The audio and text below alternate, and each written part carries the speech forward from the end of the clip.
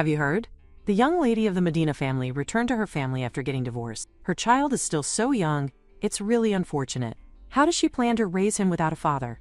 This is why naive young ladies. As the ladies stop talking when they see her staring at them, Sophia replies that they must be such honorable young ladies to worry even about her son. But there is no need for concern, because she is this child's mother. As she picks up the child, Sophia recalls that several months ago, on the day she realized it, she had been reincarnated into the world of the fantasy novel she loved, the novel Serenade of the Condemnation, as Sophia Grandcourt, the Duchess. The character she reincarnated into was the so-called Villainess. Sophia used her son's abilities to start a rebellion, and eventually she was condemned by the hero who gained the power of a saint. That meant she would be condemned too. And on top of reincarnating, she had suddenly become a mother. His name was Adam. As she sees Adam calling her, Sophia thinks that Sophia's son is this adorable and hugs him. As the maid sees this, she says that Lady Catherine is calling for her. Suddenly, a woman barges in and shouts at Lady Sophia, asking how long she plans on sleeping. Adam gets scared. This rude woman who enters her room without permission is her husband's mother, Catherine Grandcourt, the Duchess of Grandcourt. Sophia married into the prestigious Grandcourt family 5 years ago. She was madly in love with the heir Tristan, but this happiness did not last long. Her husband became cold as soon as they got married, and her strict mother-in-law followed. Her love for her husband turned into obsession. Sophia killed her own heart by submitting to her mother-in-law's control. Thus, Sophia became the true villainess, and at this rate, even Adam would suffer. Sophia does not want that. As all of them are eating at the table, suddenly a glass slips from Adam's hands. It falls and breaks. Catherine asks how many things need to break before Adam is satisfied. She says that he is already 3 years old and still cannot eat properly. She accuses Sophia of neglecting him instead of raising him, and says she should watch over her child more carefully. Her husband then asks if there is something wrong with Adam. Catherine says that he is unfit to become an heir like this. While Adam cries in shame, the old Sophia would have remained silent. But that ends today. Sophia stands up and says with all due respect that her mother-in-law's 28-year-old son also has quite a few issues. Catherine asks what she is talking about. Sophia replies that she knows exactly what she means. Her son neglects his duties as a duke, spends money carelessly, and drinks all the time. On top of that, he is having an affair with a woman of lower status. This shocks her husband and the maids. Her husband tells her to calm down and not lose her temper. Sophia says that she despises men who use their status to pursue women who are easy prey. Besides, children grow up watching their parents, and asks what he has ever done as a parent for this child. Catherine slams her wrist on the table and asks how dare she speak like that, and whether she is prepared for the consequences. Sophia replies that she absolutely is. As she calls the assistant and reveals the divorce papers, she slams them onto the table and declares that as of today, she is divorcing him. Catherine asks if Sophia is serious. Sophia picks up Adam and leaves. Catherine asks what she plans to do with Adam because that child is the heir to the Grandcourt family. Sophia replies that they should have shown him more love then. Catherine asks where she plans on going, and Sophia replies that it is obvious. She is returning to her family. This shocks both of them. As they travel in the carriage, Sophia thinks that if she had stayed with those people, anyone would have ended up corrupted. There is no problem even if she leaves the Grandcourt family, because, truth be told, Sophia's family, the Medina family, is incredibly wealthy. She has to use whatever she can to her advantage. As they arrive, they hear loud noises. It looks like some sort of party is going on. Her assistant asks whether they should enter through the back door. Sophia asks why, saying that this is a good opportunity to meet everyone. As she slams open the door, everyone is shocked. People begin whispering, asking if that is Lady Sophia. Sophia thinks that her father cannot simply ignore her in front of all these guests. She then announces that she has returned home. This man standing before her is Oliver Medina, the head of the Medina family. Rising to the rank of duke, he is a remarkable figure. He asks Sophia what she is doing there. Before reincarnating, Sophia had been busy working in sales for a food manufacturer.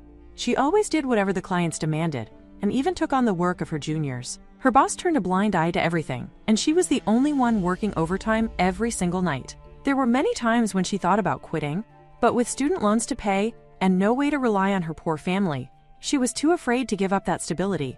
If only she had more money. Suddenly, she remembers receiving a call asking what on earth was happening. That day, the junior she handed a client over to made them angry, and they lost an important business partner. Her boss had said that he had been thinking for a while now, and asked if she did not think she pandered to clients a bit too much. He questioned whether she even understood what it meant to be responsible for overseeing things. Somehow, only Sophia was penalized and demoted. She could only think about how unfair it was and ask herself why it was always her.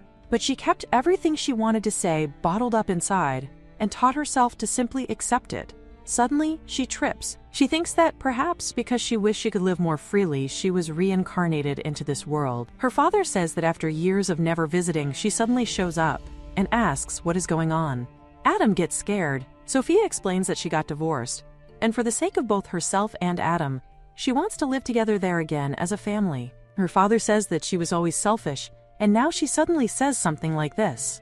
But suddenly, as he blushes, he says that she has done well to come home, as he opens his arms toward Adam. Adam asks if he is his grandfather.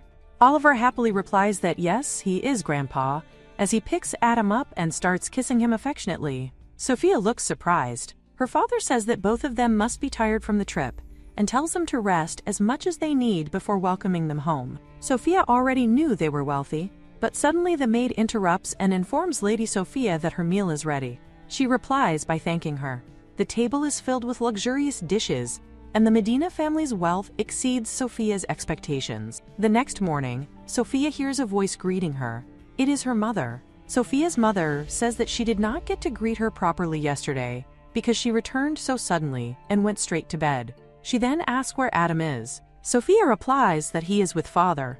Sophia's father is happily playing with Adam and says that she must be exhausted and should make sure to eat well. Sophia replies yes. She then thanks both of them sincerely. Her mother becomes emotional and says that for Sophia to say thank you like this, she must have really gone through a lot. Sophia quietly agrees. Her mother gently tells her that it is okay because her father has been saving money for times like this. She says that parents always want to help their children when they are in trouble, because that is simply how parents feel. They had been worried about Sophia ever since she got married and stopped contacting them. Sophia apologizes. In the novel, Sophia could never bring herself to ask for help, could she? Her mother then says there is something important she needs to tell her. Suddenly, the maid enters and apologizes for interrupting. Sophia's mother says they will talk later. Later, as Sophia sits in her room while Adam sleeps beside her, she thinks that before reincarnating, she had been estranged from both of her parents. But she wonders if things would have been different if she had ever married and had a child. Since she has reincarnated, she thinks she might as well relax for once. Then she remembers that her mother was about to say something earlier and wonders what it could have been. At that moment, Sophia was so happy that she completely forgot this paradise was about to face a crisis. As two men fight with swords, one of them eventually defeats the other. The one who lost tells him to take it easy for once. The winner tells Lucas to take it seriously, because the tournament is coming up soon. Lucas says that everyone already knows he is going to win anyway. The man's name is Leo, the Duke of Lorraine. Lucas asks if Leo is going home, and then mentions that the daughter of the house he is staying at returned to her family, right? Leo replies that it is none of his business. Back at the Medina estate, Adam calls out to Sophia. Sophia asks how long she has been sleeping. It feels so nice to sleep during the day without worrying about the time. As both of them walk through the hallway, Sophia says that it is getting chilly and asks if they should go inside. She thinks that this place is like a maze and that she might get lost on her own. Adam notices a flower that has fallen from a flower pot. As he is about to pick it up, he recalls how his grandmother Catherine used to smack him and tell him not to touch things without permission. Adam suddenly breaks down and apologizes. He is still scared because of the memories from his previous family. Sophia gently tells him that from now on, he can do whatever he wants, whenever he wants. Adam tearfully asks if he really can. Sophia smiles and says yes, and since they are already there, they should explore the house together. As they explore the library, both of them are astonished. Then they visit the art room, and afterwards the dressing room. Sophia thinks that this place really has everything, but there is still nothing for a little child to properly play with. Suddenly, she gets an idea. Even though Sophia accepted him, can she really raise Adam properly? Her father recalls memories from the past. Suddenly, Sophia enters and calls out to her father, saying she has a favor to ask of him. Soon, several carriages filled with gifts arrive. Adam asks where Mother is. Sophia's father tells him that she is with a guest and asks if they should play while waiting for her. Meanwhile, Sophia is directing the servants where to place the packages and how to assemble the play area. Suddenly, the maid and the assistants call for them. Sophia's mother tells Adam to come along. Both grandparents bring Adam into the room, and he is left completely shocked. Sophia tells Adam that all of this is for him. Adam asks if he can really have it all. Sophia replies that of course he can. Adam raises his toy sword and thanks his mother. Sophia tells him that from now on, his childhood should be a happy one. Later, Sophia thinks that it is almost snack time and wonders what they will have today. While everyone is busy working, Adam suddenly wanders into the garden. There, he sees a man and asks who he is. The man is shirtless and holding a sword pointed toward Adam. Sophia quickly rushes in and grabs Adam. She asks the man who he is. The man coldly says that this is not a place for children to be. Sophia wonders why he is suddenly raising his voice at a child out of nowhere, and questions who this guy is. How could you point a sword at a child? Who on earth are you? Sophia says. Lord Lorraine. Lorraine? Could it really be this person from the novel Serenade of the Condemnation? The hero and knight commander, Leo Lorraine. He is the heir of the Duke's family and a renowned swordsman known as the strongest in the north. To restore order, he imprisoned the rampaging Sophia and exiled her collaborator Adam. Why is such a hero here, she thinks. As all of them sit inside, Sophia asks if the Lorraine family's territory was not in the north. Her father explains that Leo came to the capital for official duties last month and is staying there thanks to the generosity of Lord Medina. His father has had a long-standing friendship with him for many years. Sophia apologizes for her earlier rudeness, saying that she was unaware of this. Leo replies that he is sorry for startling her. However, he must reiterate that it is a dangerous place for children to approach. He asks if, as their mother, she should not be keeping a closer watch on Adam. The maid and the assistant apologize for their negligence, but Sophia says no, it is her responsibility nevertheless. Still, she did not expect swords to be swinging around in the garden. Since he will be living in the same house from now on, she would appreciate a bit of consideration. Adam tearfully apologizes and says he will be more careful from now on. Leo then tells Adam one more thing, never to drop his sword no matter the circumstances, because in battle it could become a grave matter. As a man, he must protect those who need his defense. Adam quietly replies yes. As Leo stands up and leaves, Sophia's father says that he did not expect her to come back and asks if he should tell Leo to leave instead. Sophia quickly tells her father to stop because she does not mind. Providing housing during official duties is simply the duty of a noble living in the capital. Her mother points out that Sophia would never have agreed to this before. Sophia replies that since it is only for official duties, he probably will not stay long anyway. Her mother then happily says that in that case, they can all participate in the May festival next year. Sophia is shocked at the thought of spending an entire year together. As she looks outside the window at Leo, she thinks that this is what Leo looks like. She can tell he is handsome, but he has absolutely no charm. Even if people scream and cheer around him, he does not react at all. Besides, despite staying at the Medina family estate, he still punishes their daughter in the future. Still, it does not concern her for now, so she decides she will simply enjoy herself. Later, Sophia's father says that staying at home all day must be boring. The maid suggests going out into town. Sophia excitedly agrees, saying that it sounds good because she wants a refreshing change of scenery. She also wants Adam to experience many different things outside. As both of them get ready and head into town, they happily explore the streets together. Sophia tells Adam that if there is anything he wants, he should let her know. Adam replies that he has already received a lot. Sophia points toward a shop and says that this kind of room looks cool. Suddenly, someone from behind calls out to Sophia. Confused, Sophia turns around just as a girl rushes toward her, grabs her hand, and asks if it is really Sophia. Sophia replies yes, and the girl immediately hugs her while crying, saying that she has been so worried. Sophia awkwardly asks her to wait a moment because she does not know exactly who she is. The girl looks shocked and says that after such a long time, Sophia does not recognize her. She introduces herself as Maureen, Sophia's friend. Sophia is stunned. Maureen's maid suggests that they find a place to sit down, calm down, and talk properly. They agree. Adam asks Maureen if she is his mother's friend. Maureen warmly replies yes and says it is nice to meet him. As they sit together for tea, Sophia recalls that Maureen was the oddball who stayed by Sophia's side no matter how badly she was treated. After the Civil War, Maureen tried to help Sophia, but her independent actions earned Sophia's wrath. In the novel, She was a character Sophia eventually killed. Marine says that she is glad to see Sophia doing well and asks if it has really been since the wedding, since they last met. Sophia asks if it has truly been that long. Marine says yes because she could never meet her, and none of her letters ever received replies. She says she thought she might never see Sophia again as she becomes emotional. Sophia thinks that this really shows how loved Sophia actually was. Sophia apologizes for everything and says that a lot has happened, but now it is fine because she has returned home. Marine happily replies that she is glad to hear that. Then she asks if that means it is finally all right now, and whether Sophia will keep her promise. A reunion with a friend, and a promise she does not even remember making? Back at home, as Sophia opens the letters, she reads one from Marine regarding what they talked about the other day. Marine writes that she was invited to a friend's party and wants Sophia to come with her, asking her to dress up nicely. Sophia realizes that this must be the promise Marine was talking about. Since she was never allowed to go out while living with the Grandcourt family, it has been a very long time since she appeared in public. As Adam gets ready, he happily says that he will be going with his mother. Sophia finds his words reassuring. As both of them arrive at the party, people immediately begin whispering among themselves. They ask if that is really Sophia, and wonder when the last time was that she appeared in public. Others question who even invited her. Sophia notices that she is receiving quite the welcome.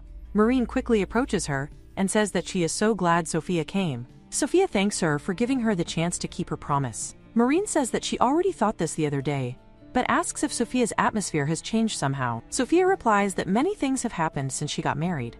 Marine notices Adam and says that she even brought him along. Sophia suddenly wonders what she did wrong again. Marine asks if she truly does not remember. Sophia thinks that of course this was never written in the novel. Marine reminds her about the time Sophia accidentally stained Lady Errant's dress at a ball. Marine says that Sophia pushed all the blame onto her and left, promising to grant her a favor as an apology. Sophia thinks that even before becoming a villainess, Sophia had already been quite terrible. So that was the promise. Suddenly, someone approaches them from behind and says that Sophia really came after all. Marine greets the woman, Deborah. Deborah points out that Marine has not been attending tea parties lately and says that she never seemed to have many acquaintances anyway. But today, she is not alone. Another lady comments that it is rare to see someone from the Grandcourt family. Then she corrects herself and says it is Lady Sophia of the Medina family now. Sophia quietly asks Marine who that woman was again. Marine explains that she is Lady Deborah of the Montebazon family. Ever since Sophia stopped going out in public, Deborah has started acting very arrogantly. Deborah comments that it has been quite a while and says Sophia looks well. Sophia calmly replies that it truly has been a long time. Deborah then says that Sophia has managed to show her face again, and asks if she came looking for a new partner now that she is single. Marine angrily tells her that she is going too far. Deborah coldly tells the flower on the wall to stay quiet. She then says that when Sophia is around, she brightens up the room and asks what happened to her usual elegance. Deborah mentions hearing that Sophia even brought her child back to her family home. Sophia replies that Deborah seems quite well informed. Deborah says everyone knows because Sophia has been very noticeable. She reminds everyone how Sophia caused a commotion trying to monopolize Tristan and even chased away all the other young ladies around him. Deborah says that after doing all that, Sophia still ended up taking her child away after only a few years, and that she can only say Tristan is unfortunate. Sophia's response leaves everyone shocked. She apologizes for how she acted back then and assures them it will not happen again. Since this is a special party, she says they should have a constructive conversation about the future instead. Everyone is left stunned. Sophia then says that since she was invited there, she feels bad about becoming the center of attention. Marine comments that Sophia has changed quite a bit and wonders if she has settled down now that she has a child. She says Sophia has become more like a proper noble lady. Deborah becomes frustrated. She thought Sophia would become angry and start rampaging like before, so why is everyone suddenly evaluating her positively? Deborah thinks that she needs to be more thorough in getting rid of Sophia. Suddenly, Adam calls out to his mother, alerting her. Deborah, filled with malicious intentions, thinks that if Sophia's dress gets dirty, there is no way she will stay calm. Deborah secretly picks up a glass of wine from a waiter and prepares to throw it onto Sophia, while Adam desperately warns her. "Mother, watch out!" Adam shouts as Deborah throws the glass towards Sophia. Sophia instantly grabs Deborah's wrist and twists it, shocking everyone around them. Calmly, Sophia tells her to be careful where she steps because this is not a ballroom after all, and they can save the dancing for another time. As she says this, Sophia smoothly takes the wine glass from Deborah's hand. Then Sophia leans closer and whispers into her ear, asking if she would give up for today because she surely does not want to disgrace herself any further. This leaves everyone, especially Deborah, completely stunned. The other ladies quickly tell Deborah that they should leave now, but Deborah angrily shouts that no matter how much Sophia tries to act like a good person, it does not change the fact that she disgraced Lord Tristan. So that is what this was really about. Deborah accuses Sophia of stealing the bloodline of the Grandcourt family and calls her insane. She furiously tells Sophia that she will pay for this someday. Sophia calmly replies that those are quite harsh words. Adam quickly asks Sophia if she is all right. Sophia reassures him that she is fine and thanks him for warning her because it was dangerous, and he noticed it very well. Adam replies that Deborah mentioned dirtying Sophia's dress. Sophia asks if she really said that, but Adam suddenly becomes excited and says that Sophia looked so cool spinning around like that. He says it was amazing and asks if she can show him how to do it too. Sophia laughs and tells him that she already said this was not a ballroom. Suddenly, Sophia notices Lord Lorraine nearby. Later that night, both mother and son lie tired on the bed together. Sophia thinks that she thought Adam was going to fall asleep while eating dinner because he looked so exhausted. Then her thoughts return to Deborah. Even though everything she did was for Adam's sake, the truth remains that she separated him from his father. Sophia does not believe she made the wrong choice, but no matter what she says, she feels like her feelings will never truly reach him. It has always been like that. Suddenly, Adam gently places his hand on her head and says that he understands what she is doing for him. He tells her that he loves her as he hugs her tightly. His warmth slowly melts away the pain of her painful past. Sophia becomes emotional and starts crying. Adam immediately asks if she is hurt somewhere. Sophia replies that it is not that, it is something else. She hugs Adam tightly and thanks him for making her so happy, saying that now it is her turn. Both of them blush warmly. Sophia thinks about how attentive and kind Adam is. Just like that time when he understood people's feelings so naturally, his ability was already manifesting at such a young age. The inherited power of the Grandcourt family. Stolen goods? Everyone says as they look at the brooch. Sophia asks if this is really true. Leo explains that recently a jeweler's store in a neighboring country was robbed, and they discovered this because the list of stolen items had been shared with the knights.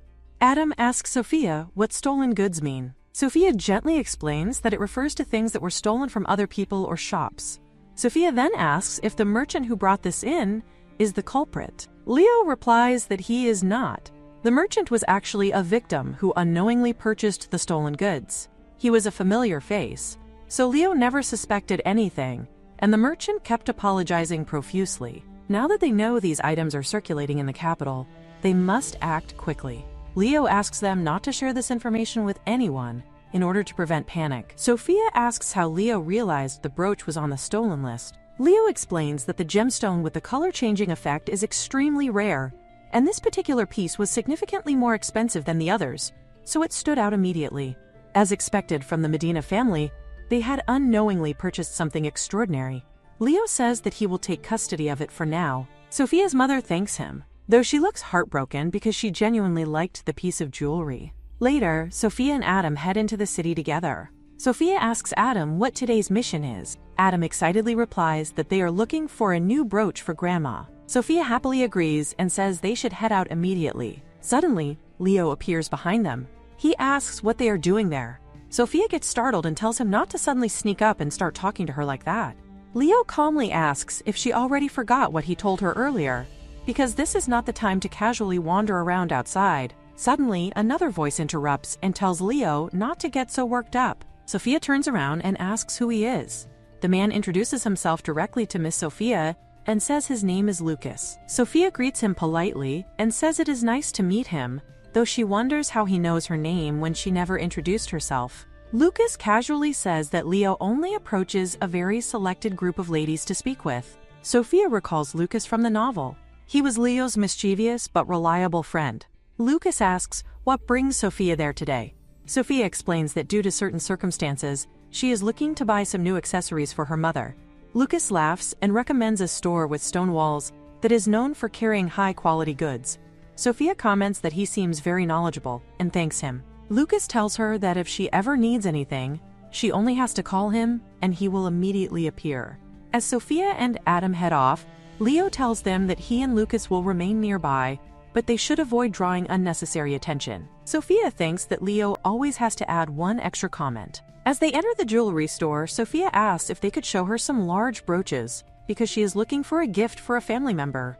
The shopkeeper politely guides her over and presents several beautiful pieces. Sophia thinks that all of them shine beautifully, but none of them have the same impact as the brooch she saw back at home. The jeweler explains that these are more mainstream designs and asks if she has any specific preferences. Sophia wonders if they might have the kind of stone she is thinking about. She explains that she is looking for something more unique, perhaps a stone that changes color when light hits it.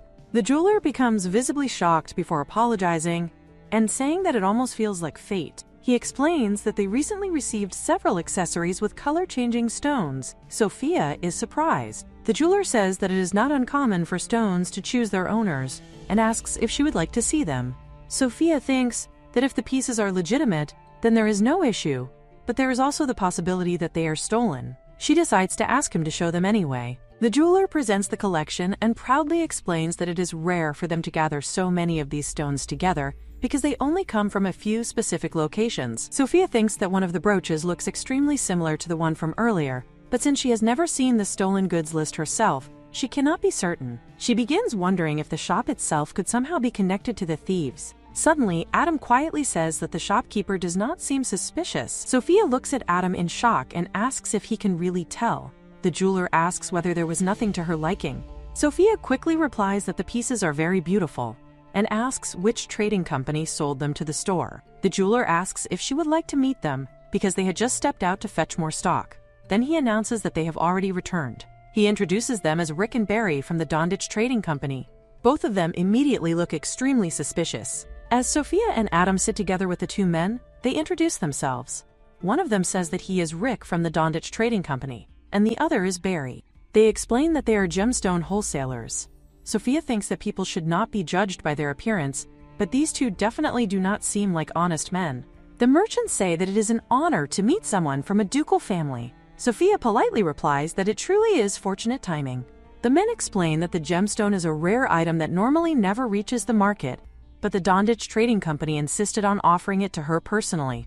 As they present the jewelry to Sophia, she notices that although it is supposed to be a rare stone, the price is strangely cheap. One of the men replies that this encounter must be fate and says they are offering it at a very special price. Since the Medina family is an extremely wealthy noble family, this is a perfect opportunity for them. Quietly, the two thieves whisper to each other that the nights are already beginning to move, so they need to quickly turn the stolen goods into cash and leave the capital as soon as possible. Adam immediately becomes alert. Sophia thinks that the store already passed inspection, so the jewelry itself is probably not fake, but the lowered price still feels suspicious. Sophia and Adam exchange glances with each other. Sophia then stands up and says that she would like some time to consider the purchase, but asks whether she can discuss it with her family first. The merchants quickly object and say that they are leaving the capital tonight, so if she does not decide now, they will simply take it back with them. Even the jeweler becomes shocked and says that this is ridiculous. Sophia realizes that letting them leave with the stolen goods is the worst possible outcome. She quickly thinks about what she should do. Then Sophia says that her brother is waiting nearby and asks whether she could at least call him over. Sophia quietly tells Adam to go and fetch Lord Leo Lorraine. Adam nods and says that he will be right back. Sophia thinks that it is much safer for Adam to be outside than standing in front of a group of thieves. Leo will definitely be able to tell whether the gemstone is on the stolen goods list. She needs to stall for time until he arrives because she cannot allow the scoundrels who tried to deceive her mother to escape. The merchants ask if she has a sibling. Sophia replies that he is not very friendly, but he is serious and has a very good eye for beauty. Meanwhile, as Adam searches through the city for Leo, two strange men approach him from behind and warn him that it is dangerous for a child to wander around alone in a place like this. Adam asks them if they know where Lord Lorraine is. The men recognize him and ask whether he is Lady Sophia's son. Suddenly, Lucas and Leo arrive. They immediately ask what is happening. Adam rushes toward them emotionally and explains about the stolen goods his mother mentioned earlier. Leo instantly picks Adam up and asks if it is the jewelry store from before. Adam replies yes. Lucas then calls over the two men standing nearby and orders them to come along. As they all rush back to the store, Rick and Barry immediately realize that these men are knights. The thieves angrily shout that they were tricked. As one of them attempts to grab Sophia, Leo instantly lifts him up, slams him upside down onto the floor, and drives his sword into the ground right beside him. Leo coldly says that the man was lucky, because if he had laid even a finger on Sophia, he would not be alive right now. The other thief is quickly captured as well, shocked that Leo threw Barry so effortlessly. Adam rushes toward Sophia and calls out to his mother. Sophia thanks him for bringing help and asks whether he is hurt anywhere. Adam replies that he is more worried about her. Sophia gently tells Adam that he must have been scared being alone and thanks him once again for saving her, calling him her little knight. Leo then reminds Sophia that he warned her not to draw attention to herself. He points out that this is already the second time she has left her child alone. Sophia calmly replies that she only sent Adam away to evacuate him because it was safer than keeping him near a group of thieves. Leo then says that she talks as if she already knew those men were criminals.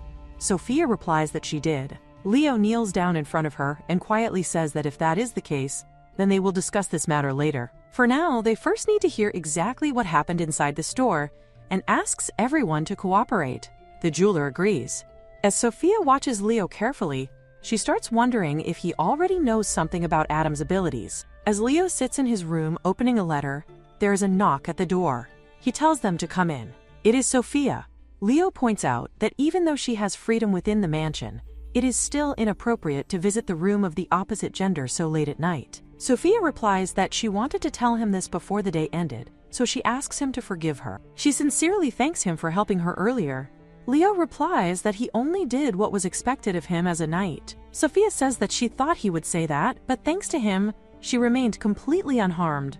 Leo then reveals that it has been confirmed that those two men were indeed members of a thieves' guild. He asks Sophia how she knew they were criminals and whether it had something to do with Master Adam. Sophia lowers her gaze and quietly admits that Adam can read people's minds. The next day, Sophia's parents are left completely shocked. They ask whether Adam truly possesses such a power. Sophia's father says that it is difficult to believe, but he wants to test it himself. He tells Adam to try guessing what he is thinking about right now. Adam replies that he can mostly tell what people are thinking. Sophia's mother says that although Sophia's father may look scary when he stays silent, he is actually a very kind person, especially as he hugs and cuddles Adam affectionately. Her father says that regardless, it is a good thing the thieves were caught. Leo says that he appreciates their cooperation in resolving the matter so quickly. Sophia then tells Adam that it is time to give it to her. Together, Sophia and Adam present the new brooch to Sophia's mother. She emotionally asks what this is. Adam happily explains that it is grandmother's new brooch and proudly says that he helped pick it out too. Sophia's mother becomes emotional and thanks both of them warmly. Sophia's father then says that since they were involved in the incident, they should know that resolving this matter has actually resulted in more work for him. Sophia asks whether that is not a good thing. He replies that it is quite a major matter because the royal family is involved as well. Sophia is surprised. Her mother explains that apparently the jewelry store supplies goods directly to the royal family. Sophia's father proudly says that this means they indirectly help the entire country. He proudly declares that he is proud of both his daughter and grandson. Sophia thinks to herself that she never realized it was such an important store, and silently praises Lucas for his recommendation. Sophia then reflects on how relieved she is that everyone accepted Adam's ability positively. If news of his power spread, people might try to exploit him, just like Sophia did in the original novel. She realizes she needs to think carefully about how to protect Adam. Leo notices her deep in thought and comments on it. Sophia replies that she was simply thinking about something. Leo tells her that she should not try to handle everything alone because he is there too.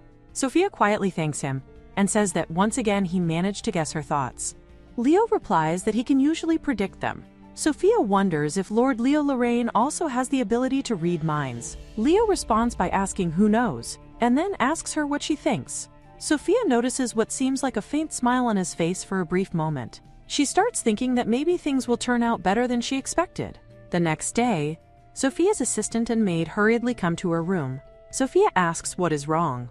They explain that someone claiming to be a messenger from the Grandcourt family has arrived. Sophia asks what they want. The maids explain that they insist on meeting Master Adam and refuse to take no for an answer. Meanwhile, Adam is outside in the garden with the maids. The maids mention that things are starting to sound noisy and wonder if a guest has arrived. Suddenly, several people enter the garden, frightening Adam. They call out to him and tell him that it is time to go home. Back at the Grandcourt family estate, Catherine reads the newspaper reporting the capture of the thieves guild. The article praises Miss Sophia Medina for her assistance to the royal family. Catherine becomes furious, throws her teacup onto the floor, and it shatters. She angrily says that spoiled brat could never help anyone, and no matter how she looks at it, none of this makes any sense. She wonders how Sophia managed to accomplish something like this. Then she suddenly realizes that it must be because of Adam. Sophia is using the power of the Grand Corps family, reading minds to capture criminals and restore her reputation in high society. Tristan comments that it is a rather roundabout way of doing things.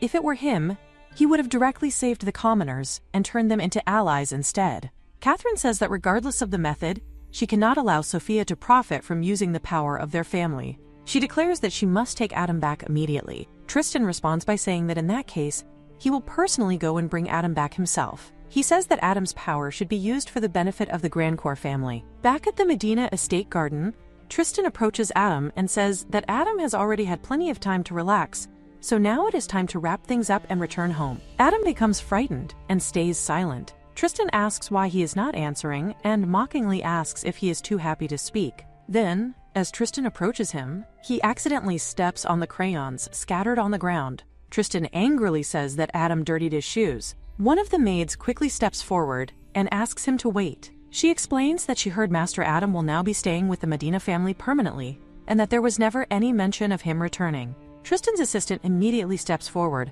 and angrily asks how a mere servant dares to speak back to the Duke before shoving the maid to the ground. Tristan calmly says that is enough. He then walks toward the maid and explains that Adam is the heir of the Grand Corps family, so there should be nothing wrong with him returning to the family he was born into. The maid quickly grabs Adam protectively and says that they are servants of the Medina family, and since the young lady has given them no such instructions, they cannot allow him to take Adam away. She stands up defiantly despite her fear. Tristan coldly says that Adam is such a good and obedient boy, isn't he? Then he quietly asks Adam whether he knows what will happen to the people around him if he refuses to listen. Adam begins trembling in fear. He thinks that if he does not go back, then Mother and everyone else will suffer because of him. The maid desperately shouts for Tristan to leave immediately. Suddenly, Sophia appears and steps protectively in front of Adam. Calmly, she welcomes Lord Grand Corps and says that she will handle this herself. "It's been a while, hasn't it? You seem to be doing well," says Tristan. Sophia replies that she is not there for small talk and tells him to get to the point. Tristan responds that he is simply there to pick up Adam. Sophia firmly replies that Adam already said he does not want to leave, and she has no intention of letting him go. Adam will be raised in the Medina household from now on, so Tristan no longer needs to concern himself with him. Tristan says that he thought time might soften her stance, but even after all this time, she is still the same. Sophia asks why he suddenly cares now. Tristan replies that at least Adam can speak for himself now, and that alone made feeding him in that cage worthwhile. Sophia coldly says that she understands now. Tristan accuses her of being the one who corrupted Adam. Sophia asks what exactly he means by that ugly accusation. Tristan replies that Adam is still young, so it is only natural for him to start reflecting some of his mother's selfishness. Sophia calmly asks how respecting Adam's wishes could possibly be considered selfishness. Tristan says that Adam has become a child who dares to talk back to his own father, which is disgraceful. He insists that he cannot leave Adam in a place like this. He claims that it is for Adam's own good, and tells him to come home with his father. His words only frighten Adam further. Sophia repeats that everything she is doing is for Adam's sake. Tristan says that she finally understands now, but Sophia replies that Adam clearly said he does not want to go with him. Tristan argues that Adam is only 3 years old and cannot possibly make such a decision on his own. Sophia says that whether others think it is right or wrong is not the issue. Adam made his own choice. She asks if respecting that choice is truly selfish. No matter what the outcome may be, is it not a parent's duty to stand by their child's side and watch over them? Tristan asks what she will do if something happens, and whether she can truly take responsibility. Sophia firmly replies that she is fully prepared for that. Tristan becomes visibly irritated. Sophia then reminds him that the divorce papers already settled the matter of custody. She also tells him not to forget about the maid he injured earlier. If he does not want to be sued, she suggests he leave immediately. As Tristan walks away, he angrily asks his assistant what he is doing standing there and orders him to follow.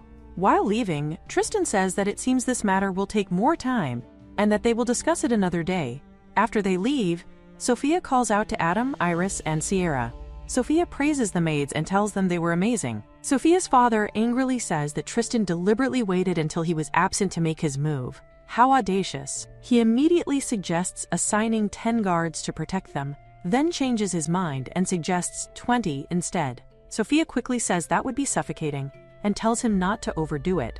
Leo then says that while they remain at the estate, he will personally stay close to both Sophia and Adam. Her father replies that he feels bad for making Leo worry, but hearing that truly puts his mind at ease. He says that for the Grandcourt family to have the nerve to come directly to the Medina household, there is no telling what they might try next time, so they must remain vigilant. Adam quietly asks whether there is anything he can do to help. Sophia thinks for a moment and says that it would make her happy if he could do something to cheer everyone up. Adam asks how he could do that. Sophia suggests writing letters and says he could thank Iris and the others for helping him. Adam shyly asks if they would really be happy to receive a letter from him. Sophia warmly replies that of course they would be thrilled. She even says his grandfather might dance with joy. Adam quietly thinks to himself that maybe his mother would also be surprised if he secretly wrote her a letter too.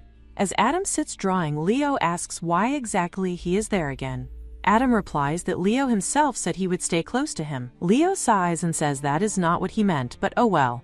He then asks Adam what he is drawing. Adam happily replies that he is drawing flowers and birds because mother loves them. Adam then asks Lord Leo Lorraine if he would like to join too. Leo quietly picks up a crayon and begins drawing alongside him. Adam looks completely astonished.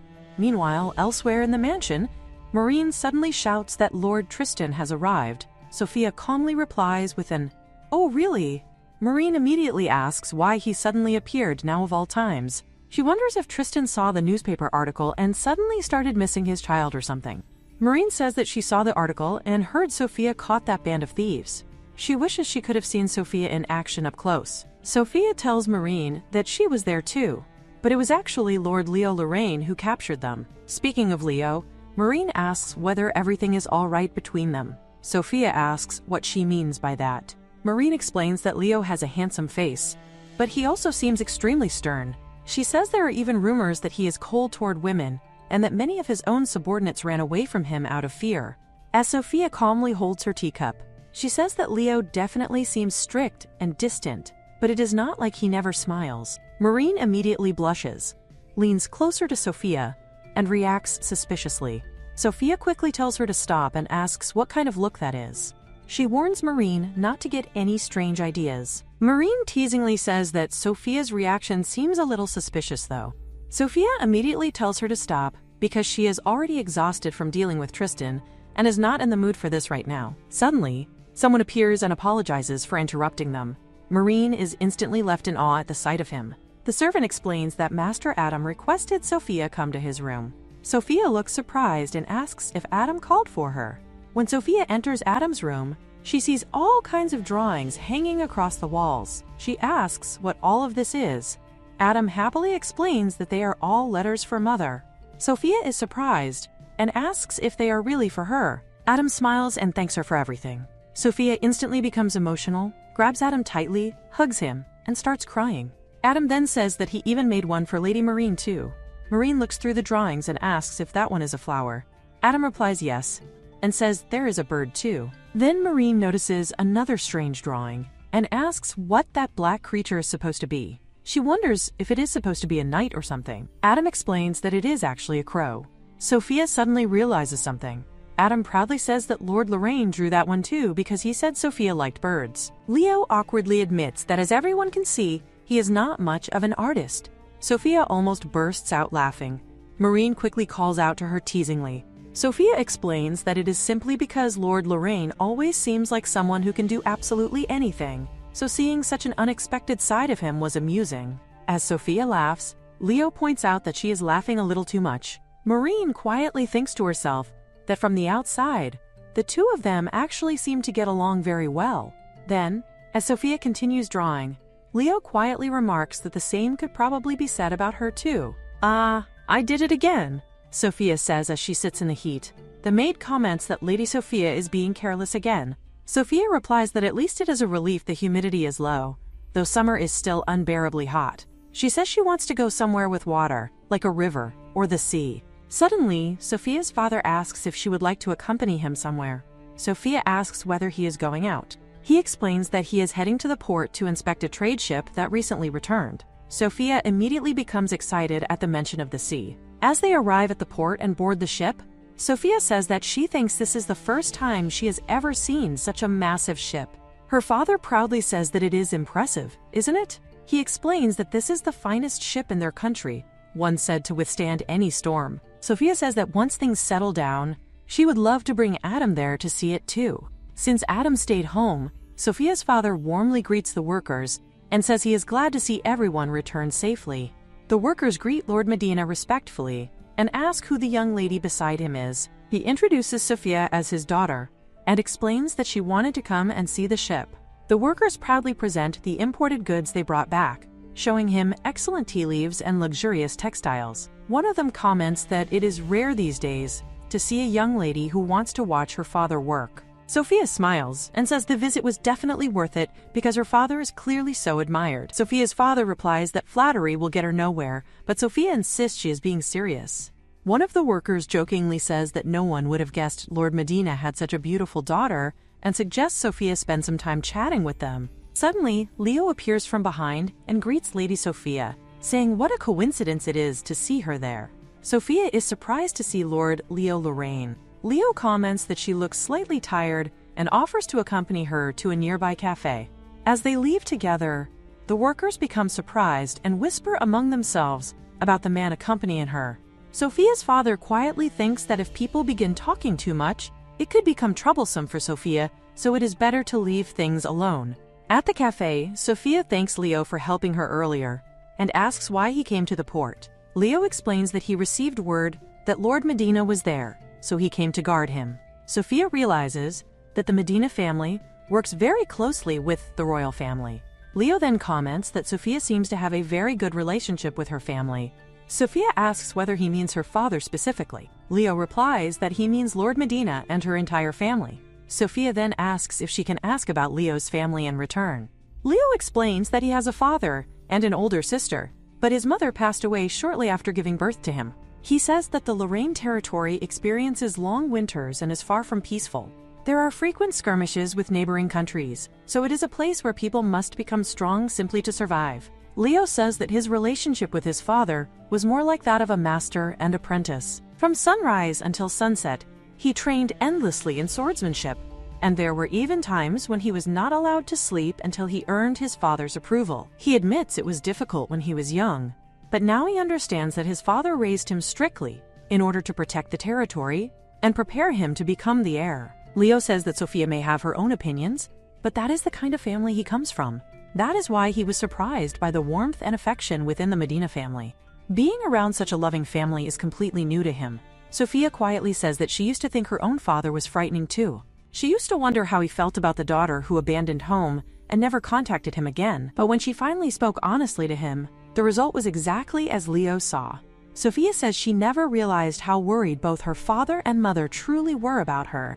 If she had never expressed her feelings, their family would never have become this close again.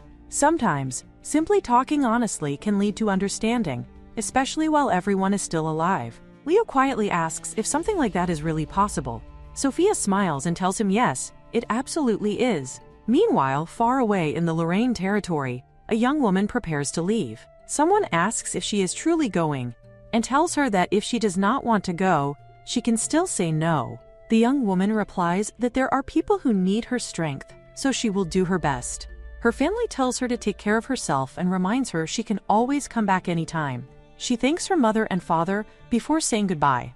Everyone around her wishes Lady Saint good luck and encourages her to do her best. As she heads toward the royal capital, she wonders what it will be like. Although going somewhere completely new makes her nervous, she quietly thinks that she will finally be able to see Leo again. Clarice Boulogne is a special girl with extraordinary powers living in the Lorraine territory. After hearing rumors about her abilities, the church summoned Clarice to the royal capital as the Saint. The Saint eventually united with the Knight Commander, Leo. Together they judged and condemned the villainous Sophia, who had caused a civil war, and with their combined power, they brought peace before living happily ever after. That was the story of this world, Serenade of Judgment. Sophia thinks that Clarice was summoned during the summer, which means the Saint should be arriving in the royal capital very soon. During the day, Sophia and Adam sit together eating at the dinner table. Sophia thinks that once Clarisse arrives, she will live in the dormitory at Artois Academy. That place should be relatively close to where they are now. It is the very place where the heroine of the novel spends her time.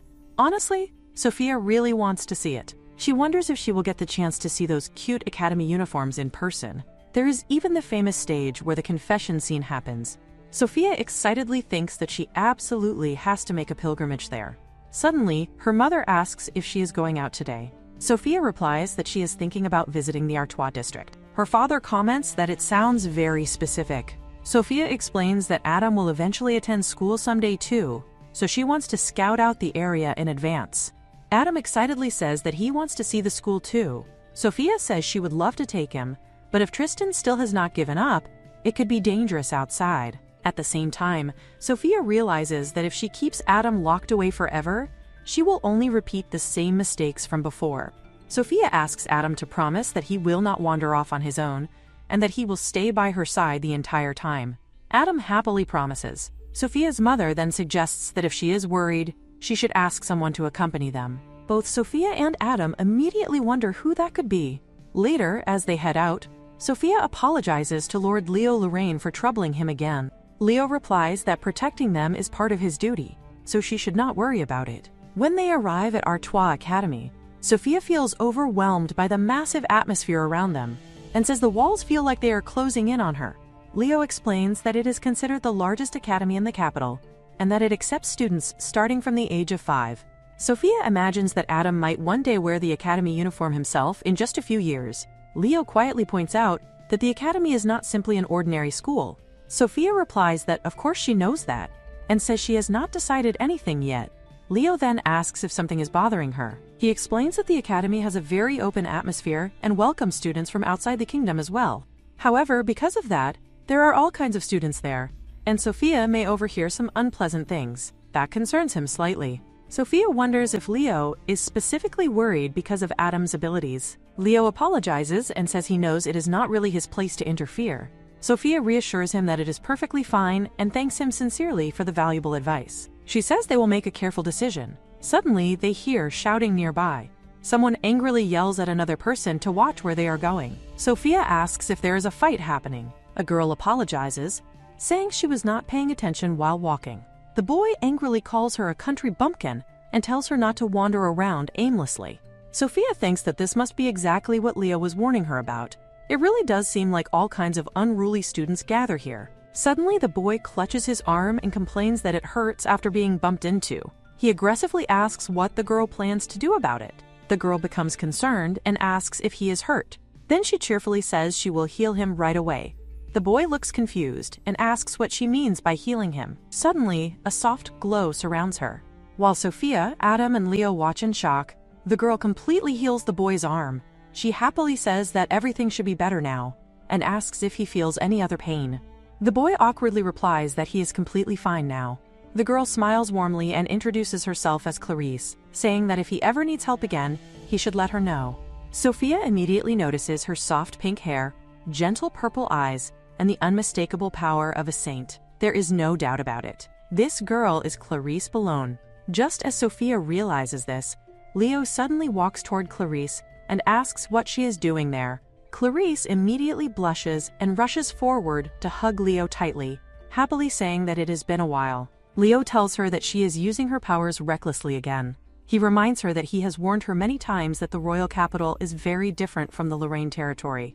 Clarisse replies that she understands. Leo immediately says no, she does not. He admits that he is still not convinced about the church summoning her to the capital in the first place. Clarisse says that he already wrote the same concerns in his letters, but asks why he feels that way. Leo replies that he cannot shake the feeling that the church is simply taking advantage of her kindness. Clarisse gently responds that even if that is true, as long as someone genuinely needs her for a reason, she believes her coming to the capital has meaning. Leo says that she really has not changed at all, and still worries too much, just like always. As the two stand close together, Sophia feels completely overwhelmed. Clarisse Boulogne, the girl with special powers from the Lorraine territory, the very saint summoned by the church to the royal capital, is finally standing right before her, alongside the Knight Commander Leo. Previously on pilgrimage to the holy places, Sophia finally encountered the saint. As Sophia lies sick in bed, Adam worriedly asks if she is okay. Sophia gently reassures him and thanks him for worrying about her. She explains that it is only fatigue and nothing more serious. The maid also assures Adam that Lady Sophia will soon return to full health. While resting in her room, Sophia quietly thinks that ever since reincarnating into this world, far too many things have happened one after another. There were the thieves, the bandit attacks, and all kinds of dangerous incidents. Without even realizing it, the stress must have piled up inside her. Maybe the excitement of finally meeting Clarice played a part in it too. Sophia thinks that she was in such a rush at the academy that she could not even properly greet them. It only made her realize once again that she truly had reincarnated into the world of the novel. As Sophia quietly rests in her room, she suddenly notices something. She asks if someone is there. Thinking it might just be her imagination, Sophia decides she will quickly check by herself. She peeks outside but finds no one there. Then she suddenly wonders whether she would get scolded for wandering around in her loungewear. Still, she decides she will just go quickly and return immediately. As she walks through the hallway, she suddenly encounters Lord Leo Lorraine. Leo looks surprised and says that she is already out of bed. He explains that he heard she was feeling unwell and asks what she is doing there. At the same time, he quickly covers his eyes after noticing her appearance. Sophia awkwardly explains that she was only trying to get some water.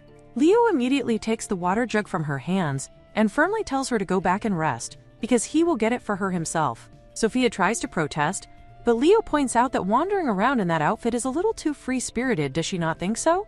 Sophia quietly apologizes. Back in her room, Sophia thinks that lately Lord Lorraine has been taking care of her quite a lot. As Leo sits beside her cutting apples, he suddenly says that Sophia's boldness sometimes surprises him. The more he talks to her, the more he feels like she is completely different from the rumors people spread about her. Sophia becomes confused by his words. Leo explains that according to the rumors, Lady Sophia only cared about herself, lacked compassion, and was as cold as ice. At least, that was the impression he gained from listening to others. But in reality, he says that Sophia is thoughtful, courageous, and loving. Then Leo quietly admits that he finds it strangely difficult to take his eyes off her.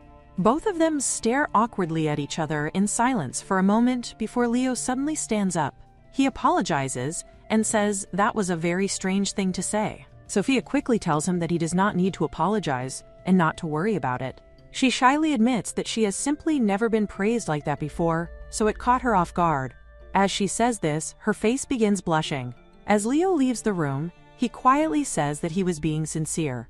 The moment he walks out, Leo blushes and begins questioning himself. He wonders what he was even saying, and reminds himself to think carefully about his position before speaking because he is overstepping his bounds. Leo thinks that with the bandit attacks and the situation involving Lord Grandcourt, danger is constantly lurking nearby, so it naturally makes sense for him to be careful. However, even knowing that, deploying knights to protect Sophia should have been the logical solution. And yet Leo cannot understand why he personally feels the desire to protect her with his own hands. Meanwhile, back in her room, Sophia remains flustered. She thinks that Leo's words completely startled her. She wonders what exactly he meant by that. Then she immediately tells herself there could not possibly be any hidden meaning behind it. After all, she is only the daughter of the family currently hosting Leo. There should not be any other reason. But then Sophia catches herself wondering if there truly is no other reason at all. She quickly shakes those thoughts away and reminds herself that Leo already has Clarice. Sophia insists to herself that she was only acting friendly with Leo to avoid future judgment and nothing more. She repeatedly tells herself that she is not that kind of person. "Is there an escort for Miss Clarice?" Sophia asks. Leo explains that he heard the cardinal summoned her. Sophia replies that since Clarice is the saint, it is only natural for her to have duties like that. Leo says that he feels a little bad leaving, while Lady Sophia is still unwell. Sophia quickly reassures him not to worry about them. She points out that he and Clarice are from the same hometown, so they probably have a lot to talk about, and tells him to take his time. Leo quietly says he understands before taking his leave. Suddenly, Sophia notices that it looks like it may rain. Leo agrees. The moment he steps outside, heavy rain begins pouring down. Meanwhile, Clarice waits at the church and notices the rain too.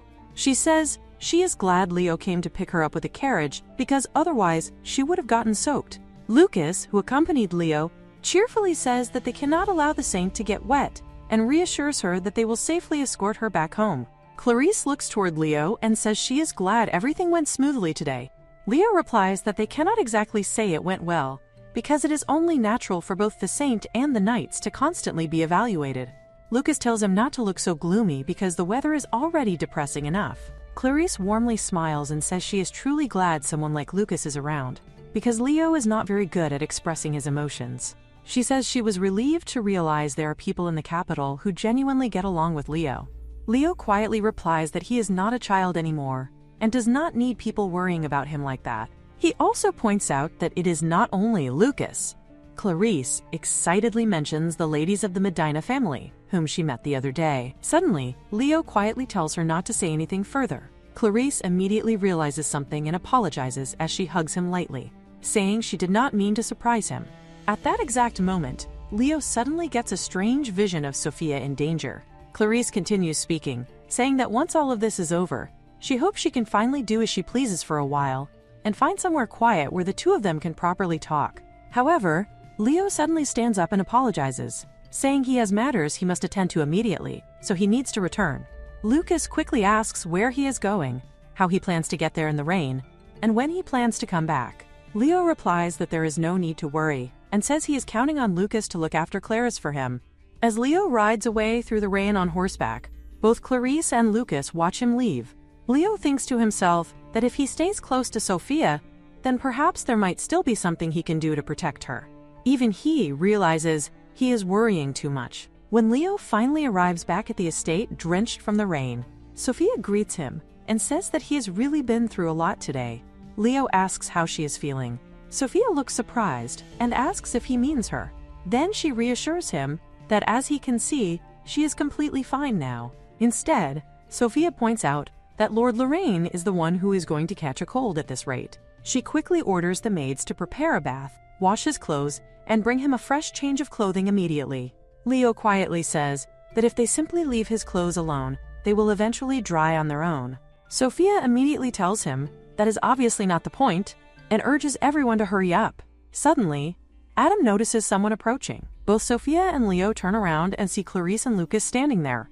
Lucas casually asks what they plan to do now, and jokingly says that if they are having tea, he would not mind joining them. Clarice looks slightly disappointed and quietly says that no, she will simply return to the dormitory instead, because Leo seems busy right now. Lucas then explains that things have been very hectic lately. Clarice smiles and says that since she and Leo have known each other since childhood, she understands. She explains that they first met when they were around 7 years old, and that back then she had endless questions about life in the capital. Lucas tells her that if there is anything she wants to know now, he can answer her questions instead. He also reassures her that she will definitely have more opportunities to talk to Leo in the future. Clarice softly smiles and agrees that he is right. Meanwhile, Lucas quietly thinks to himself that it is probably better not to mention the fact that Leo is technically off duty right now. As Sophia wakes up, the maid greets her. Standing beside her is a new maid. Sophia asks if she is the new recruit and warmly says it is nice to meet her. The maid replies yes, and introduces herself as Rita, explaining that she will be filling in for Miss Sierra. Suddenly, Adam runs off, and Rita quickly chases after him, asking Lord Adam to please wait. Sophia thinks that today she is going to spend the entire day playing with Adam. Just then, Lord Leo arrives and asks if they are going outside. Sophia replies that they are only going to the garden with Adam. Leo immediately says that he will join them. Sophia becomes confused and wonders if Lord Lorraine is not supposed to be working today. Leo explains that today is actually his day off. Sophia replies that she understands and tells him to make sure he rests properly then. However, Leo says that it was in the garden where Lord Adam was almost kidnapped before, so he will simply watch over him from a distance. Sophia realizes she cannot really argue against that logic. She quietly admits to herself that having Lord Lorraine around really is reassuring. Leo thanks her sincerely. Sophia quickly replies that it is actually them who should be thanking him, because this day off must be very precious to him. Leo quietly responds that it is precisely because it is a precious day off. Sophia becomes confused and starts wondering what exactly he meant by that. Later, as Sophia makes a flower tiara, she happily says that she finished it. She gently places it on Adam's head and tells him he looks wonderful, like a little flower prince. Adam innocently replies that if he is the prince, then his mother must be the princess. Sophia laughs and says that if Adam is the prince, then she must be the queen, or perhaps even the empress instead. Adam excitedly declares that he will make a crown fit for a queen. As he runs toward the flower garden, he asks Sophia which flower she likes the most. Sophia replies that the flower she definitely likes the most is the Sophia flower. Adam becomes curious and asks if it has the same name as his mother. Sophia explains that yes, it was specially planted to commemorate her birth. Adam sweetly tells her that the flower has the same cute qualities as mother herself. Sophia is completely overwhelmed by how adorable he is. Suddenly, Sophia remembers something and says that she baked cookies Adam likes, so they should eat them together while looking at the flowers. Adam happily agrees. Sophia then asks one of the maids if Iris would like to join them too, because she baked a lot of cookies. The maid agrees and tells Rita to take care of Lord Adam in the meantime. Rita confidently replies that they can leave it to her. While walking through the garden, Adam notices a beautiful flower and says that he would like to use it for his mother's flower crown. He asks Rita if it is all right to pick it. Rita replies that if they pick it, new buds will surely grow again anyway, so it should be fine. She even says that Lady Sophia will definitely be delighted. Adam happily agrees. As they continue picking flowers together, Adam proudly says that he finally finished the crown. Rita praises him and says that Lord Adam is truly good at this. At that moment, Sophia returns carrying cookies and tea. Adam excitedly calls out to his mother and presents the flower crown to her. Sophia is touched and says that it is absolutely wonderful, asking if Adam really made it himself. Adam proudly replies yes and says that he made it for her. He gently places the flower crown onto Sophia's head. Sophia thanks him warmly and says she is so happy because he made it using her favorite flowers. Just then, Lord Leo walks over from behind and asks whether that flower is something special.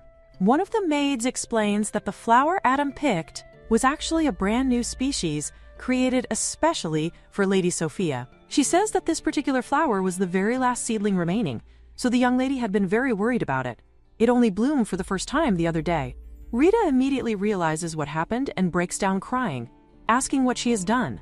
Another maid comforts Rita and apologizes, saying she forgot to explain it beforehand. Leo quietly comments that it really is a precious flower then. The maid sadly explains that they do not even know if it will ever produce new buds, meaning they might never see that flower bloom again. Meanwhile, while Adam innocently eats cookies nearby, Leo gently picks up the flower and asks if it would be all right for him to borrow it for a moment. Sophia looks confused. Leo then explains that he wants to try something with it. Sophia says that it is fine, but asks Lord Leo what exactly he wants to try. Leo replies that since it is getting cold outside, they should head indoors first so he can explain properly. Meanwhile, Rita helps Adam change his clothes. Leo explains that he heard the flower holds special significance for Lady Sophia. Sophia awkwardly begins trying to explain the situation to Adam, but Adam suddenly interrupts and says that he understands. Sophia becomes slightly nervous and confused by his reaction. Leo explains that after flowers bloom, they eventually wither and die. However, if the moisture is removed before that happens, the flowers can remain beautiful for a very long time. Adam becomes extremely excited hearing this. Leo then shows him a container filled with drying agent and asks if he would like to try preserving the flowers himself. Adam carefully buries the flowers inside the drying agent and closes the box before proudly announcing that he finished it. Leo praises him and says, "Well done." He explains that if they leave it like that for about a week, it will be complete. Then Leo shows Adam an example of a dried flower. Adam becomes impressed and says that Lord Lorraine is surprisingly knowledgeable about this kind of thing. Leo explains that his hometown is extremely cold, making it a harsh environment where flowers struggle to survive. Because of that, this method was created so people could enjoy flowers for a long time even in those conditions. Sophia comments that the process is simple enough for even Adam to do it. Leo agrees, but quietly admits that he personally kept failing at it. Sophia asks if there was some difficult step involved. Leo replies that there should not have been, but he may have taken the flowers out too early or pressed too hard while removing the drying agent. In the end, the villagers apparently begged him to stop interfering anymore. Sophia quietly thinks that some people fail precisely because they try too hard, and Leo definitely seems like one of those people. After a while, Leo asks if he can see the flower bed from earlier again. Sophia says she does not mind. As they walk outside together, Leo suggests planting new flowers this time specifically for Lord Adam. Sophia blushes slightly and thanks him. She says that if they are going to do it, she would like to choose flowers that suit Adam perfectly. Leo replies that since it was his idea, it is only natural for him to help with the selection. Sophia points out that she has already received so much help from him lately. Leo then quietly admits that he also finds Lord Adam incredibly adorable, so she does not need to worry about that at all. Sophia secretly wonders if even Lord Lorraine has fallen victim to Adam's charm. Leo says that he used to be terrible with children, but the way Lord Adam sincerely and innocently looks up to him is simply delightful. He thinks it is probably because Lady Sophia raised him with so much love. Hearing such gentle words from Leo surprises Sophia. She always thought of him as the perfect hero from a novel, but the Leo standing before her now feels like a real, living person. Sophia blushes quietly while thinking that. She then asks what kind of flower Leo thinks would suit Adam best. Leo suggests a sunflower. Sophia happily says that it sounds perfect and would suit Adam wonderfully. Leo then adds that if Adam is a sunflower, perhaps his grandmother should be represented by a cosmos flower instead.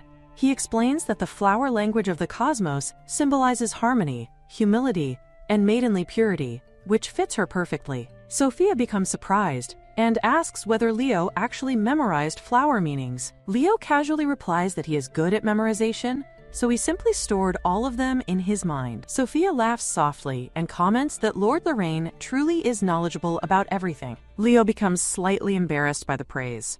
Sophia then suggests that creating a flower bed representing the entire family would be wonderful too. Leo agrees that it sounds like a fantastic idea. Meanwhile, elsewhere, Clarice quietly thinks that Leo has barely met with her at all lately. Still, she is grateful to at least have a friend like Lucas around. Suddenly, Clarice notices Sophia and Leo together in the garden from a distance. Leo tells Sophia that next time he will take her to a shop called Rozosta. He explains that it is a selective shop, but it has the best flower selection in the entire royal capital. Sophia happily replies that she is already looking forward to seeing Adam's happy reaction. Leo quietly suggests that they should keep it a secret so they can surprise him. Watching the two of them together leaves Clarice visibly disappointed. She asks whether that woman is the lady of the house. One of the assistants explains that Lady Sophia is the daughter of the Medina family. Another person mentions hearing that Sophia divorced and returned to her parents' home with her son. Clarice quietly repeats that Sophia returned home. Her assistant asks if something is wrong. Clarice quickly replies no. Then she quietly thinks that if Leo is personally taking care of Sophia, then she should properly greet her herself. Clarice immediately decides to change her plans for the next day and asks her assistant to inform the church. 2 days earlier, Lucas apologizes for suddenly showing up like this before the saint. Clarice warmly greets him and asks what brings him there so suddenly. Lucas quietly wonders what could possibly be going on. Clarice explains that she heard Leo has the day off today, so she was hoping to meet him. Lucas asks why she does not simply tell him directly, since the two of them are childhood friends. Clarice sadly explains that even if she tries, the Medina family will not let her through, so she asks Lucas to help her out. She emotionally says that she only just arrived in the capital, and Lucas is the only person she can rely on right now. Lucas eventually agrees and says that he will go with her to the Medina estate. As Lucas enters the Medina estate alongside Clarice, he immediately senses the tense atmosphere and quietly thinks that things are about to become troublesome. Later, at Rozosta, the staff politely guide Sophia through the shop. Sophia quietly thinks to herself that the place is incredibly charming and that she never expected Leo to have such a taste for cozy little taverns and shops like this. Suddenly, Clarice appears nearby. She turns toward Leo and happily says she is glad she ran into him there. Leo asks Clarice what she is doing there. Clarice replies that she was thinking about Leo, and for some reason this was the first place that came to mind. She then recalls the time her shoes became worn out, and Leo noticed before quietly bringing her a new pair from this very shop because he thought they would suit her. Clarice softly says that she still treasures those shoes even now. Watching the two of them together makes Sophia quietly wonder if she is becoming a nuisance in the middle of their moment. Leo casually replies that yes, that really did happen. Then he begins trying to explain that today was supposed to be Lady Sophia's outing. Before he can continue, Clarice suddenly apologizes to Sophia for being late with her greetings and says she hopes Sophia has been taking good care of Leo. Sophia awkwardly replies that it is nothing serious.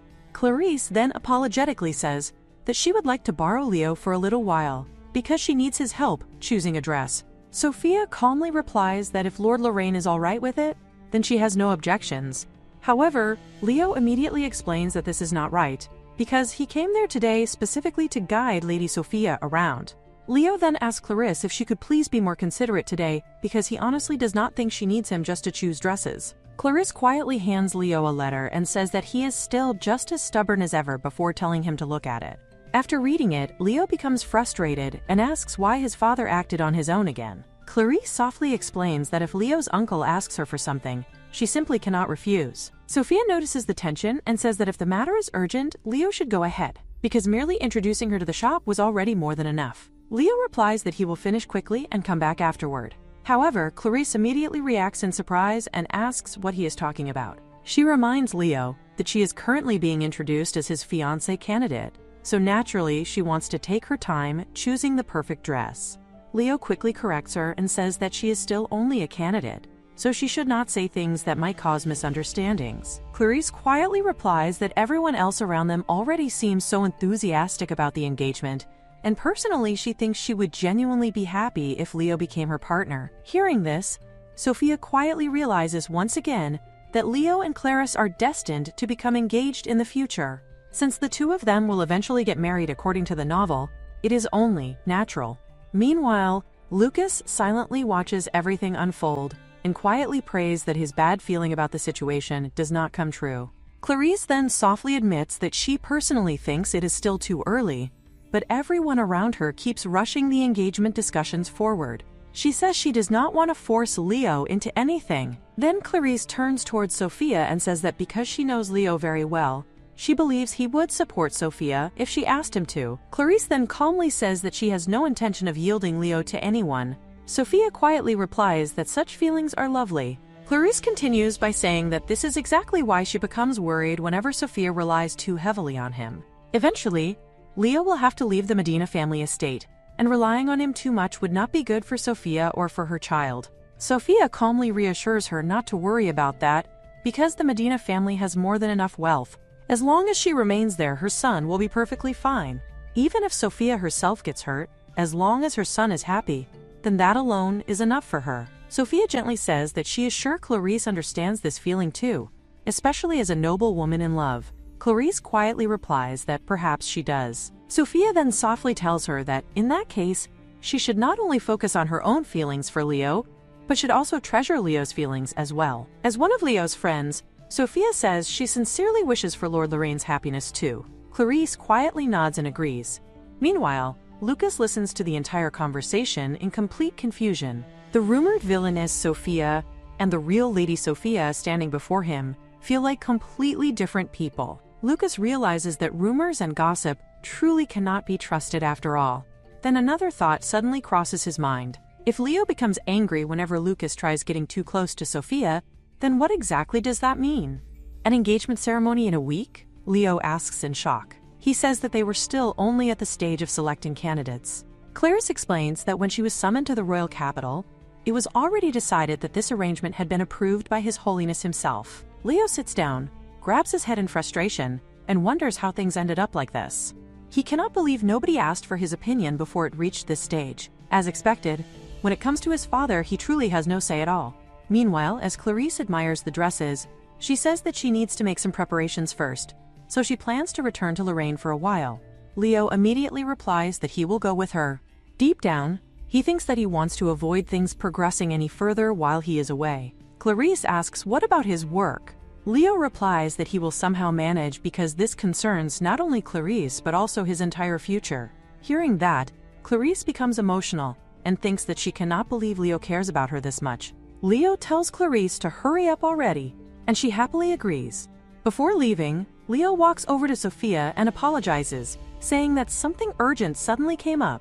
If Sophia does not mind, he asks her to return to the Medina residence by herself. Sophia calmly replies that it is all right, because there are still a few things she wants to look at anyway. She tells him to hurry up and leave. Leo then quietly says that he will make up for this at a later date. Secretly, Leo thinks that in the end, he could not give Sophia the gift he prepared for her.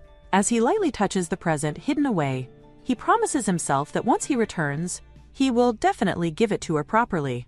Meanwhile, Sophia quietly thinks that the story really is progressing smoothly according to the novel. After Leo and Clarisse leave together, Sophia walks back inside and wonders what she should do now. Suddenly Lucas appears and asks if she is looking for flowers. Sophia replies yes, and immediately asks why he is still there. Lucas casually says it is because he saw a beautiful woman left alone. He offers to help her with her shopping. Sophia quickly refuses and says she promised to shop together with Leo instead. Lucas looks surprised and comments that she is unexpectedly reasonable. Sophia asks what exactly brought him there. Lucas honestly replies that he wants to know the real Sophia. Confused, Sophia asks what he means by that. Lucas explains that the way she gently reasoned with Clarice earlier, despite Clarice practically baring her fangs at her, felt completely different from all the rumors he had heard. Sophia jokingly replies that secretly peeking into people's conversations is quite an interesting hobby. Lucas apologizes and says that the atmosphere earlier seemed tense, so he stayed nearby in case he needed to intervene.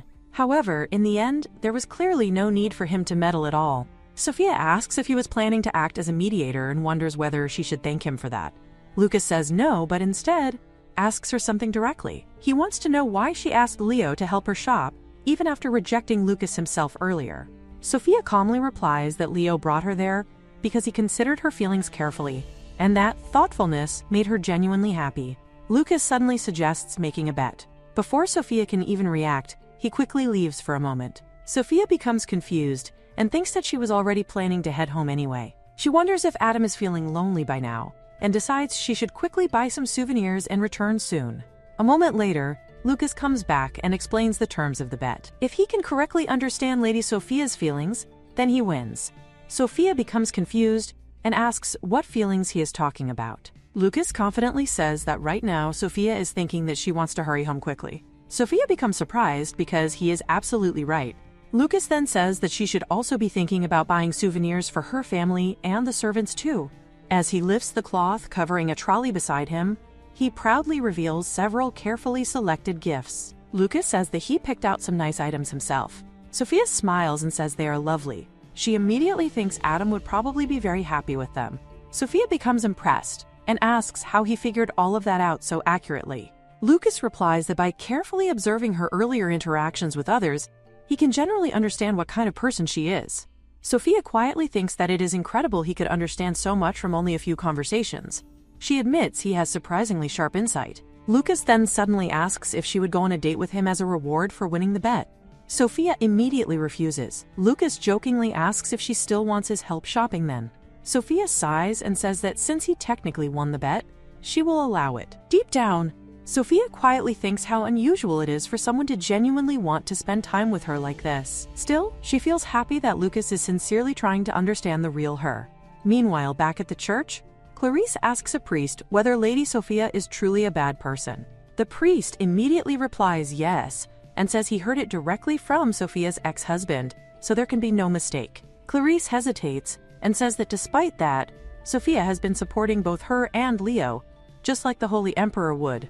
The priest replies that Clarice is simply too kind-hearted, which is why these thoughts trouble her. He tells her to ignore those who call her a villainess, because she is the pride of the church and a true saint. He encourages her to go ahead, since everything is only just beginning. Clarice quietly agrees and says she will be on her way. The moment she leaves, the priest's expression changes completely. He quietly thinks that girl might actually become quite useful.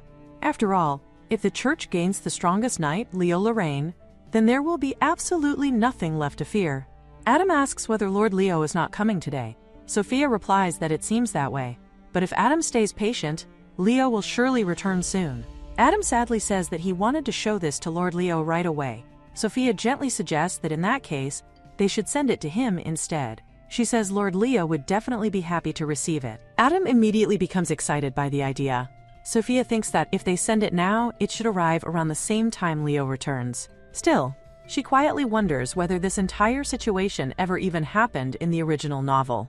Meanwhile, inside the carriage, Leo and Clarice travel together toward the Lorraine territory. Leo quietly thinks that although he originally returned to the royal capital to monitor the church, he never expected he would now be returning because of an investigation like this. He silently hopes the issue does not spread as far as the Lorraine territory itself. Beside him, Clarice quietly watches his expression the entire time. Once they arrive, Clarice happily announces that she is home as her parents warmly welcome her back. Leo immediately asks where his father is. One of the assistants explains that the former head of the Lorraine house is currently waiting in his room and advises Leo to greet him first before discussing the engagement later. Leo quietly thinks that he first needs to confirm the church's connection to all of this. As Leo enters the room, his father coldly says that he has grown tired of waiting. The man before him is Aldrich Lorraine, the former head of the Lorraine family and Leo's father. Leo formally apologizes and says he only just arrived. His father immediately cuts him off and says there is no need for greetings because their guest has been eagerly waiting, so they should quickly head to the reception room. However, Leo quietly interrupts and asks his father to place the engagement with the Vroyu family on hold for now. His father immediately asks whether Leo is saying he intends to oppose his decision. Leo calmly replies no, and says he simply wishes for his opinion to be considered as well. His father tells him to go ahead and explain himself then. Leo says that first, he would like to understand why this marriage proposal was suddenly brought up in the first place. His father asks what Leo plans to do with that information. Leo replies that if he can understand the reasoning behind it, then he promises he will properly consider the engagement. His father explains that Lady Clarice is suitable for their family. Since Leo does not seem to have anyone else he truly cares for, there should not be any problem. Hearing that, Leo quietly thinks that just as he suspected, his father is hiding something. In the past, there were always many marriage proposals involving noble daughters from neighboring countries for diplomatic purposes, because those were the types of women his father preferred. So why did his father suddenly change his approach now? Leo points out that his father never used to think this way before. In fact, he always believed his father respected his wishes to some extent. Leo quietly asks if there is perhaps another reason behind this engagement. Aldrich sighs and admits that he was never a good parent. Even so, he sincerely wishes for Leo's happiness. He says he is not asking Leo to believe him, but only to silently accept his decision. Leo sadly replies that he always wanted his father to trust him enough to tell him the truth. In the end, does this mean his own opinion was never necessary at all? His father coldly answers yes. Hearing that, Leo quietly lowers his gaze and says he understands. Just then, Clarice enters the room and asks whether their conversation is already over. Aldrich replies that yes, they just finished. Clarice says that she has something she would like to discuss with Leo privately. However, Leo silently leaves the room before she can continue. Clarice quickly runs after him and calls out his name. She notices that he has seemed deep in thought for a long time now and nervously asks if he perhaps does not wish to marry her. Leo immediately replies that it is not like that. Clarice gently holds his hand and tells him not to overthink things too much. She quietly explains that this is only a political marriage after all. Leo is the head of a ducal house, and marriage is necessary to continue the family bloodline for the next generation. For the sake of the Lorraine territory, it is important to choose a partner with favorable conditions. Clarice says that, in that regard, she already understands the Lorraine territory very well, their family statuses match perfectly, and even the Pope supports them. Leo suddenly asks whether the marriage proposal itself was recommended by the Pope. Clarice quickly denies that and says that is not what happened. She explains that the Pope merely prayed for their happiness. Leo quietly replies that he understands as he gently removes his hand from hers. From above, a mysterious woman secretly watches the entire exchange unfold. Amused, she quietly wonders if things are finally becoming interesting and asks herself whether she should play a role in all of this too. As Leo suddenly walks away, Clarice accidentally bumps into someone carrying several letters. She immediately apologizes, and all the letters scatter onto the ground. The other person quickly apologizes too, saying they were not paying attention either. As Clarice helps pick up the fallen letters, she notices one addressed to Leo Lorraine from Sophia Medina. Quietly, Clarice hides the letter without anyone noticing. However, the mysterious woman from earlier witnesses the entire thing from a distance. Back at the training grounds, everyone enthusiastically welcomes Lord Leo home. Leo immediately asks his assistant whether there have been any changes while he was away. The assistant replies that nothing unusual happened at all. The knights then complain that they have been overwhelmed with questions, asking whether the engagement rumors from the capital are true. Leo calmly apologizes and explains that the matter is currently on hold for now. Everyone becomes confused. Leo quietly tells his assistant that the engagement will most likely be called off entirely, so he should keep his answers vague until then. The men become even more shocked and ask why, because they thought Leo was really getting married. Leo replies that he never intended to mislead anyone, but he apologizes if they became disappointed because of the rumors. As he walks away, Leo says that it has been a while since he last trained properly, and he wants to move his body again. He unsheathes his sword and asks if anyone would spar with him. One of the knights immediately accepts with excitement. As the sword fighting begins, Leo effortlessly defeats every opponent one after another. Even after winning, Leo asks if they can still continue and tells them to come at him seriously. Suddenly, the mysterious woman appears and calmly asks whether they should not stop already. The knights immediately cheer and call out Lady Lisette. Leo looks surprised and says, "Sister." Lisette warmly welcomes him back. Leo apologizes for not properly greeting her earlier. Lisette casually says she thought they could have a drink together since it has been a while. She proudly says she even stole the most expensive bottle for the occasion and asks Leo to become her accomplice. Then she suggests they drink together somewhere quieter. As the two siblings sit together drinking, Lisette happily comments that it tastes delicious. Of course it does, since it is expensive. Leo immediately asks if his sister actually came to talk about something important. Lisette replies that if he looks closely, the answer is obvious. She then complains that everyone in the family keeps speaking in such roundabout ways. Leo asks what she means by that. Lisette immediately brings up the engagement with Clarice. She asks whether Leo wanted to ask their father if the church had anything to do with it. Leo quietly admits that was exactly what he wanted to know. He explains that father decided his opinion on the engagement was unnecessary, probably because he still sees Leo as immature. That is why Leo thought he needed to solve the matter by himself. Lisette sighs and says both Leo and their father are hopelessly stubborn and inflexible. She explains that father always used to say Leo's marriage would be left entirely to his own decision.